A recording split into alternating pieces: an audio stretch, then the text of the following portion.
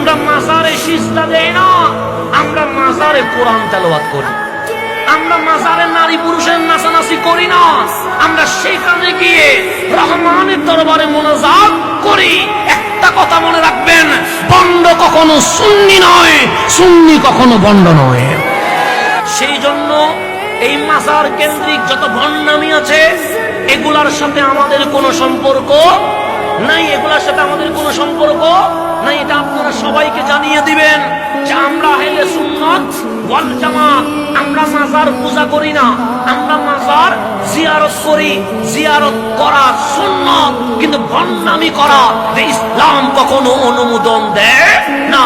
সিজদার মালিককে আল্লাহ ছাড়া অন্য কাউকে কখনো সিজদা দেওয়া যাবে, এই জিনিসটা মনে রাখবেন। এগুলা যারা করে ওদের সাথে আমাদের কোনো কি নাই সম্পর্ক। আমরা হচ্ছে আহলে সুন্নাত ওয়াল জামাত। আহলে সুন্নাত ওয়াল জামাতের সাথে ভণ্ডামির কোনো কি নাই সম্পর্ক নাই।